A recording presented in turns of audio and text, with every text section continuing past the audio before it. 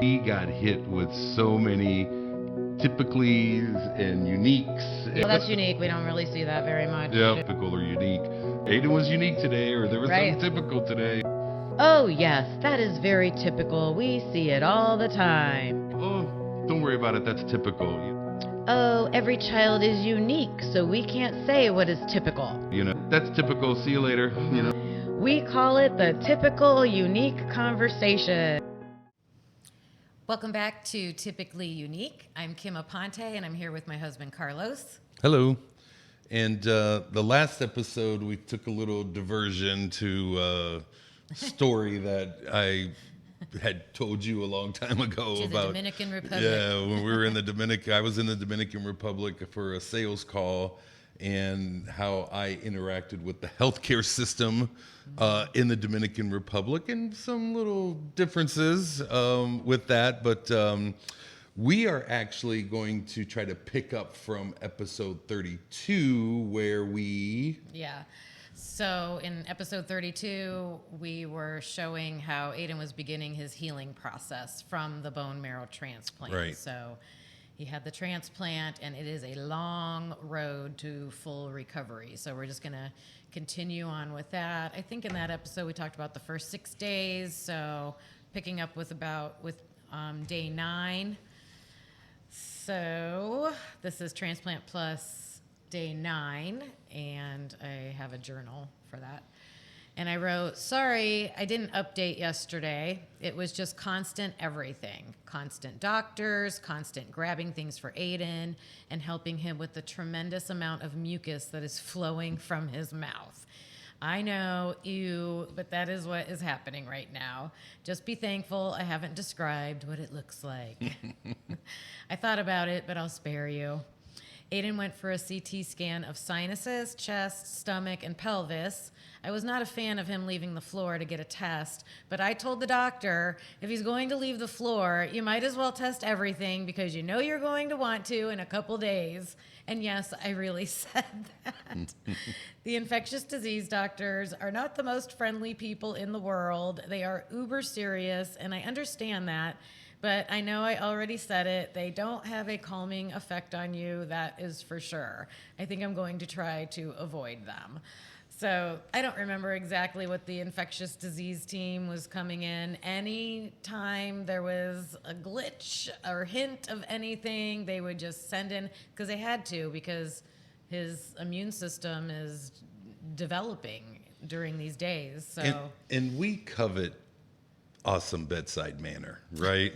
I mean, that takes a lot of these things that we've dealt with a long way. If we just have a little bit of compassionate, empathetic bedside manner, and when it's all serious and, and textbook and, just... Well, I remember this particular team of doctors. I think I even had a nickname for him.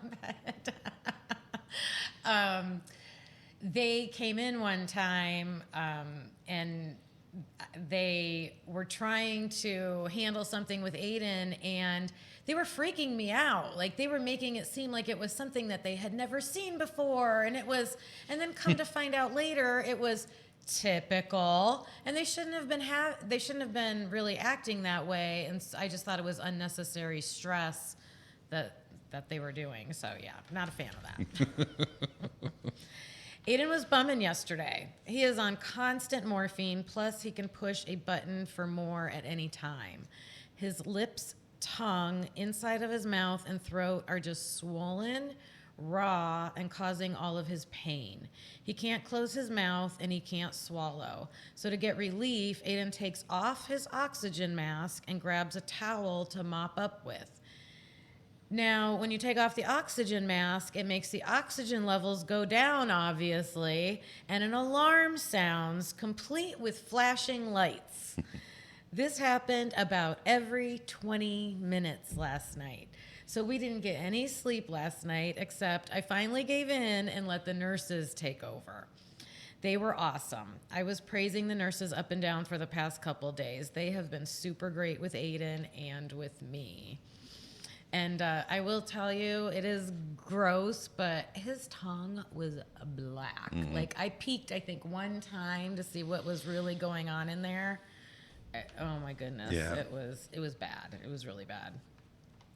So today, his rock star nurse that was his favorite nurse and was there at the transplant with him, she was on duty. She comes in and figures out that we could roll up sterile gauze pads to stuff in Aiden's cheeks, and it lasts for so much longer. Hallelujah, I may sleep tonight. So what he was doing is if he got a little bit of saliva, he wouldn't swallow because his throat was raw. So he would take off the oxygen mask and dab his mouth or spittle Just a little let bit. it out. Just let it out. So these gauze they put in on each side of his mouth and stuffed it back there near his saliva glands.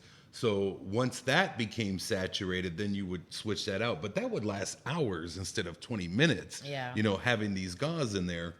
So, and then he could keep the mask on, the oxygen mask on, and we found a way to kind of seal around the gauze instead of letting the gauze stick out the side for him to get the oxygen. So that was a big, simple, awesome thing, you know, to really help us out that way. Sorry to interrupt, but I want to describe that. Those two things I know we talked about in the previous episode, but these are the journals that really are giving the day-to-day examples of how that played out and how we dealt with that.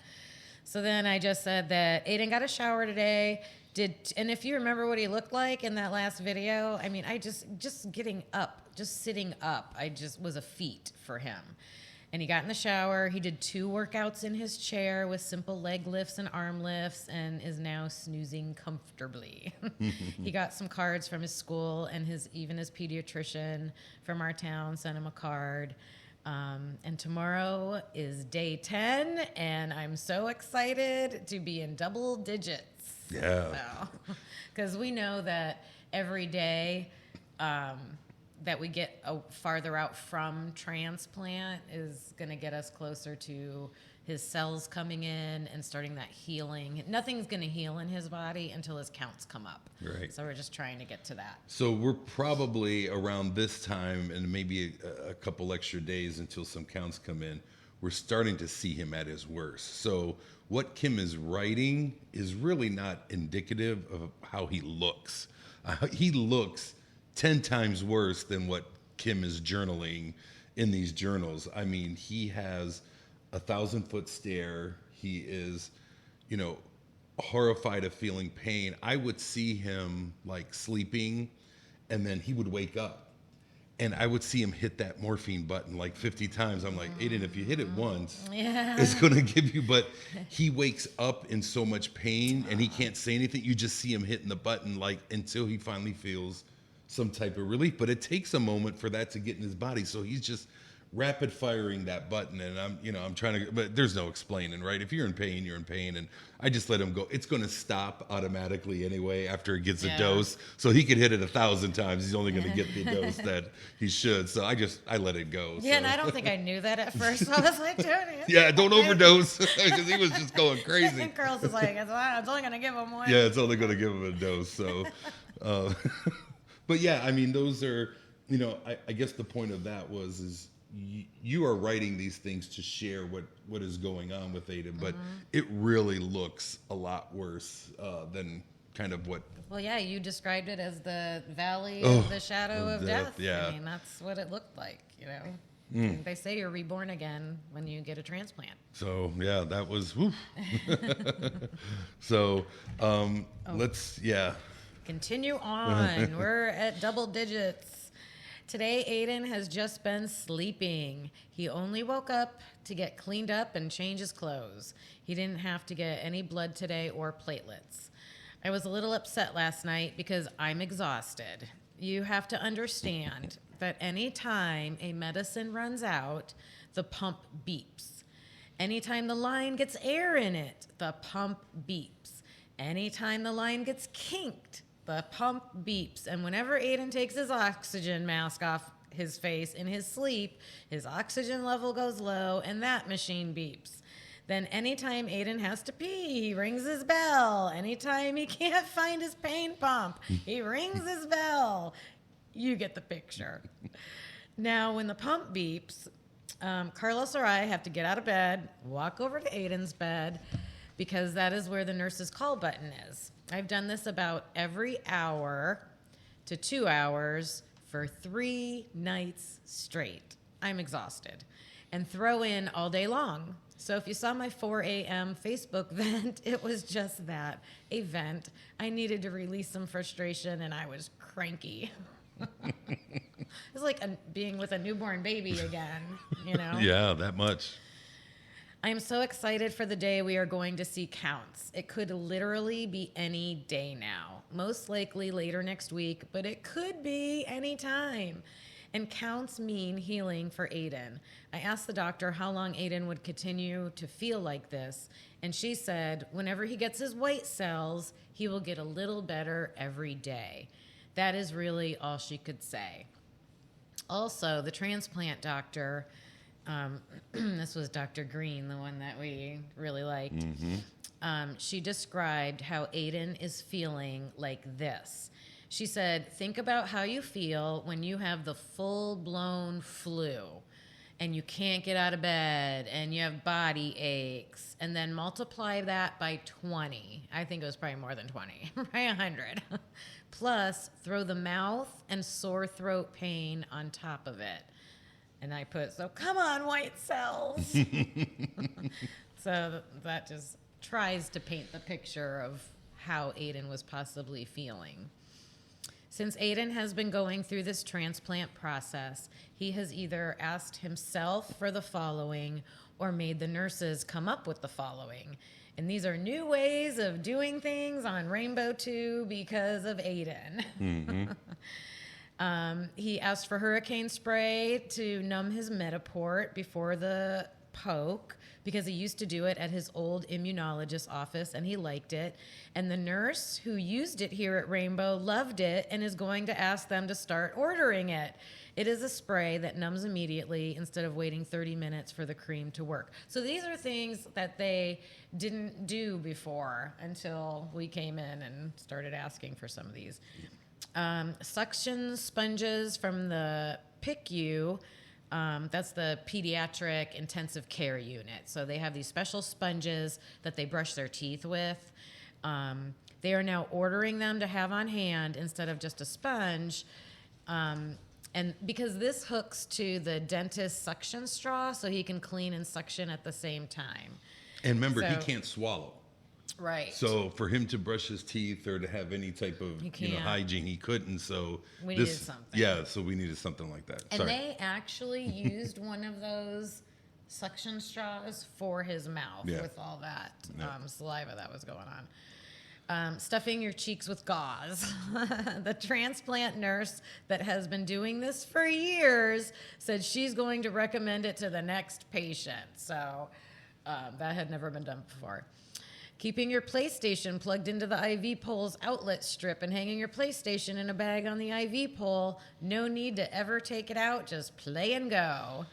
Of course, this is not happening now, but it is the Aiden method for carting his gaming systems down to the playroom and getting back to the room quickly. So he didn't even have to plug that thing into the wall. He had an outlet right on his pole. Yeah, which was charged. So you could recharge the pole, but that was a power source, even for his PlayStation. But to recharge it, you would have to plug that in. Yeah, yeah. Using your bell to get your parents and the nursing staff's attention. I hate that bell. This must have been done before, but not that I've seen, and we've spent over a year's worth of time in the hospital by now.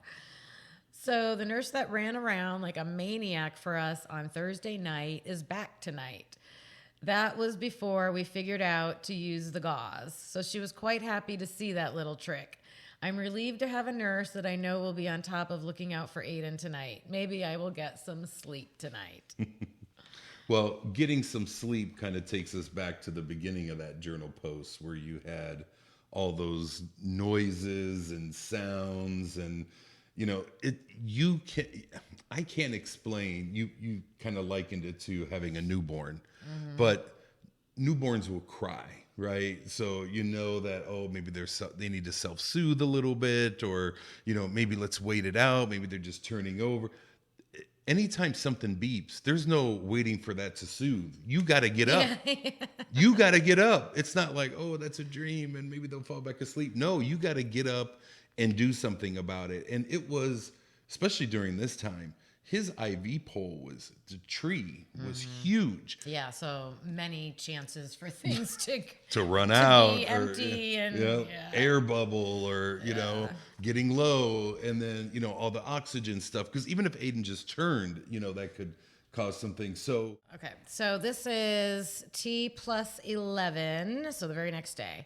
Aiden is really sleeping hard today. Carly came up with Carlos to visit for a while, and I said, Aiden, look who's here. And he opened one eye out of focus and zonked back out. I don't even know if it registered. Aiden went about 36 hours with no fever, and then he had one at about 8 a.m., and it went down on its own. On rounds, the doctor said she had to believe that these are the fevers indicating he is about to get counts. Let's hope. She thinks this because every single test came back negative. They will still test all of his lines for infection. That is standard protocol. He was getting platelets this afternoon, and they had to stop them because he spiked a fever again. His fevers have been in the 100-something range. He may have hit 101, I'm not sure, but they measure it in Celsius, so all I know is 38 is a fever. But, that's something you learn when you go through something like this, is those fevers are indicating that, hey, his bone marrow's starting to work. It's everything in there is starting to work. So they want to see that. And then I put, if you have Facebook, you can see a video of how Aiden is doing today. You can see the gauze sticking out of his mouth and the oxygen mask and tubing. If you don't have a Facebook account, but you have internet, you could probably still go to my page and see it. I think I have it open to the public. And that was in the video we showed last episode, I believe. I think we slept for maybe 2 hours at a time last night during certain parts, so it was a little better, but the other days have done a number on me, so I am home sipping on a well-deserved glass of wine, and then I'm going to crash out. I'm going to try to stay home until Wednesday so I can work. But I had to take Carly to the doctors because she was having knee problems because she's a basketball player. So I had to take care of those things. The last update Carlos sent me was that Aiden was sleeping. Aiden's world right now revolves around a few hand signals to communicate. He points if he has to go to the bathroom. He pushes his thumb up and down if he needs the pain pump. And he points to the gauze if he needs that changed. And he tugs the covers if he needs them pulled up. That's about it. Oh, and he sure can ring the bells if he needs us. So let's keep praying for an amazing, massive number of white cells to show themselves in the next couple of days and for them to get to work healing Aiden's throat and mouth. And we did an episode, a couple episodes back, about Camp Quality, and they had sent him a card during this time too.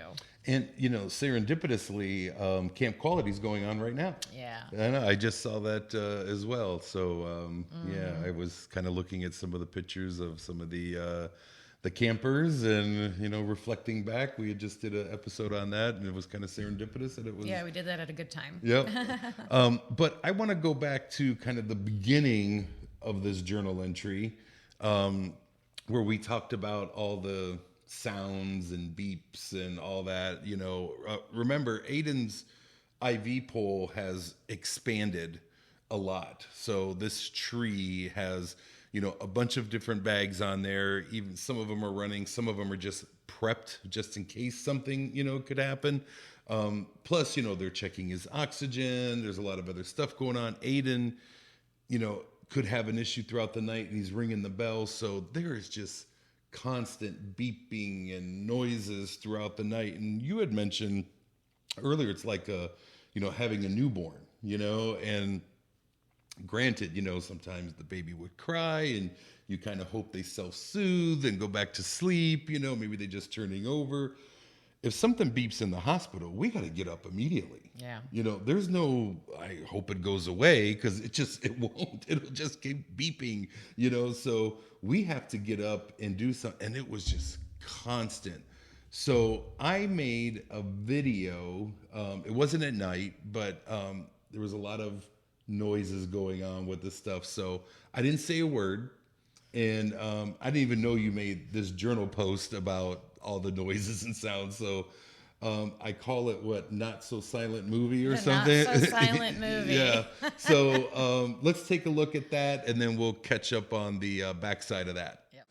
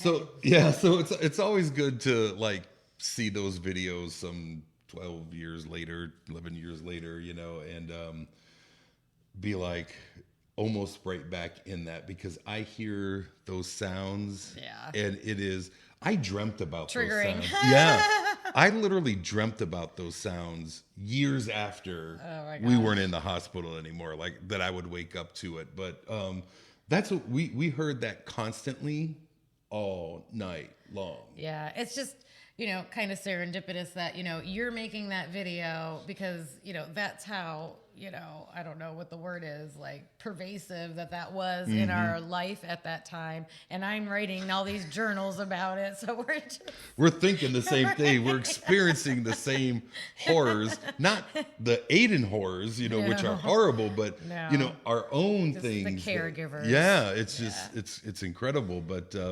But we have, I think, one more journal entry, and then Yes. maybe we'll show another. This is the Video. day Yeah. we have been waiting for. So this is day 69, total of 126 since he relapsed.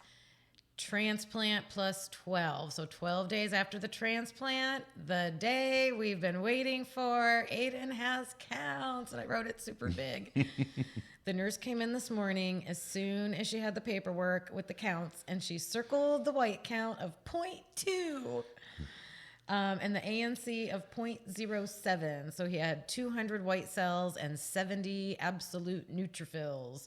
This is the first milestone for Aiden, with many more to come for sure. But that was the major one. Carlos said the doctors and nurses were all very excited for us. And even though they weren't clapping on rounds this morning, you could tell they wanted to. After rounds, I think we called him Dr. Yellow. Dr. He Yellow. was like kind of like the head transplant doctor. I called him in this journal post the head honcho of the transplant team. He went straight into Aiden's room to check out his mouth. He said he did have a very severe case of mucositis. But the other doctors that have been around more often and have seen it day in and day out say it looks better already. His tongue is getting pink again. Don't ask what color it was, even though I already told you. I was too afraid to look. And Carlos says that they aren't having to change the gauze that often. The head transplant doctor was very pleased with how Aiden is doing so far. Right on schedule. He will continue on his morphine drip for now because it is not all going to heal overnight, but every day should be just a little bit better than the day before. And I think I said in a previous video that from like day 14 to 20 or something was the counts, but I went back and looked and I think it was 10 to 14. So this was day 12. So literally is like right on schedule. Right on schedule. So. Yep. Okay, so I couldn't rain on the parade of our fantastic news right off the bat, but here is what happened last night and this morning. In the evening yesterday, Aiden was getting his platelets that he really needed. His counts were 45 the day before and 18 yesterday, and they infused him below 30. and during the infusion, he spiked a fever. So the protocol is to stop the platelets because they have to assume it is a reaction. They used to pre-treat Aiden with Tylenol when it was pills, but he can't take pills right now, so they don't give him the IV Tylenol because it can ding his kidneys. So I thought that they would wait for the fever to go down and give more platelets. But they didn't, and I was very concerned. Whenever I don't go with my gut, I regret it later. But my gut said, call the doctor right now and straighten this out. But Carlos was there, and the nurse said that they wanted to wait, so I listened to her. See, this is why I get so upset, because I try to trust. I try to just do whatever they want. And I get burned every time I do that. Foreshadowing. Okay. So I thought they would wait for the fever to go down. Oh, but Carlos said, Carlos was there, and the nurse said they wanted to wait, so I listened to her. Well, lo and behold, sometime during the night, Aiden got a bloody nose and vomited because of it. My blood pressure shot through the roof this morning when Carlos told me. I was crying mad on my way to work. I just don't understand why they would even think it was okay to put Aiden in that situation. Could you imagine vomiting when you have a literal raw throat and gauze shoved in your mouth and an oxygen mask on? Because remember, 30 was his number. They're not supposed to let him get below 30. And he was at 18 and they let it go. So I take on the guilt and the responsibility for that. I didn't do something about that. That's the way I felt. So after Carlos told me this, I immediately called the transplant nurse to express my concerns and asked that they discuss it at rounds. I got her answering machine. So since I didn't talk to her, I called the secretary to ask her to tell the nurse that I called. That way she was sure to get the message before rounds, and she did. She went to see Carlos before rounds, and he said it was evident she was not happy with the situation. Somewhere at Rainbow, I think there was a resident in trouble. Carlos made sure they knew we were not happy about that at rounds, and all we could ask for was, what would the protocol be in the future? That way we would all know. So all that happened, and then 10 minutes later, Carlos texted me that Aiden had counts. Seriously, I went from crying in anger to crying for joy. Unbelievable. I've been telling everyone today, Aiden has counts. Aiden has counts. It has been wonderful to share this news with everyone that has been so supportive of us, especially the families that we've made friends with who have gone through the transplant process with their own children. They truly are sharing in our joy as they have been there and done that. So now we wait some more for Aiden's body to heal and for those new bone marrow cells to grow and multiply like crazy. He will still be in the hospital for at least 6 to 8 more weeks if everything continues to go well. The next milestone will be to see counts over 500 for at least 3 days in a row. And then I think they will do a test to make sure it is 100% donor cells. For now, we continue to watch these cell counts every day and watch Aiden heal. So a couple things about the counts. So a little bit different, the absolute neutrophil count, instead of it being 200 for 2 days, they want it to be up to 500 for 3 days, and then a bunch of other stuff too. But that is, if you're looking at data, right, something tangible that you can look at, that's a tangible number that we are starting to look at. There's also some intangibles, right, or tangible, but, not truly measurable. I mean, it would have to be on his word or your word, but he had to do some other things, right, to be able to go home. Yeah, they started giving us, we called them our goals to getting home, but criteria. Yeah. So they have criteria. You can't leave the hospital until these things are met. And some of them are pretty basic. I can't remember them off the top of my head. I know we're going to show a video about it, but some of them are pretty basic, like, you have to take pills. Take a pill, right? Seems Can't pretty have any simple. IV medicine. Exactly. So let's show that video, and I think we posted on the wall, because we post everything, right? We're trying to have a visual board and see what our goals are and what it takes to get home. Aiden likes that too, right? He may not admit it, but I think he liked knowing that, hey, if I can check off these things, I can get the heck out of here. Yep. So we made it visible. I made little posters and put them on the wall, so we're going to show you that. So check out this video right now. Today is April 23rd, and 75 straight days since Aiden's been in the hospital, and 123 days since relapse. Since his transplant, he's T19, so 19 days out since transplant, and he's doing pretty well. Here is his criteria for going home. He needs to get off the pain medicine. Shouldn't be taking the oxygen through the oxygen mask. He has to take pills instead of getting IV fluids, and he has to eat and drink on his own. Things he has to do: of course, sit up and walk, use the spirometer, which I'll show you here in a second, take deep breaths and exercise, build up his strength. This is a spirometer he uses for breathing.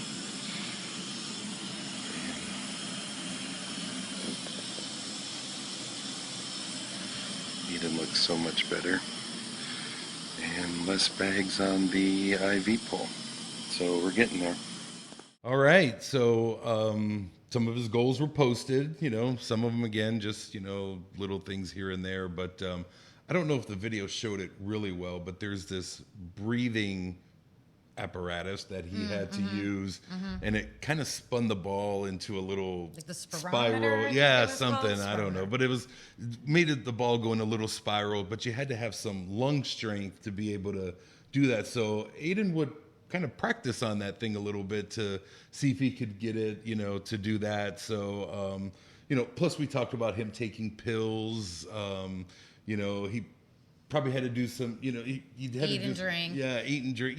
Just some basic stuff. A couple big things, but once he saw all those, he was focused on getting those done. Yeah, once he got his counts back and started healing and not being in such pain, and not as lethargic, he was really focused on, and probably in the future we'll show some videos where he just starts asking to go home. Yeah. He just wants to go home. So we put those things up there and said, okay, let's start working towards this, and we'll see when we get out of here. We checked them off too as he got them down. We were checking them off. We're like, hey, we got one to go up here, and another day of counts. We should be good to go. So yeah, he was focused, and I think Kim did a real good job in that time, kind of keeping him focused on what things he needed to start working on. Because remember, he didn't like taking pills. He didn't like that spirometer thing. He had to push past some of his own personal issues to get to go back home, and he did. And do them when he could. Yeah. I mean, you can't force the pill thing if your throat's still raw, but yeah, he did great. So we're just going to keep showing this journey and what it took to get us out of here. Almost there. We're getting closer. Yep, to get to go home. And we'll try to show a few more maybe videos of how this went. Maybe we'll do an episode of there. And I really want to get into the donors sometime soon too. So hopefully we get to do that. But we're getting close. So pick it up next time. Yep, join us back for that, and we'll see you then. Bye.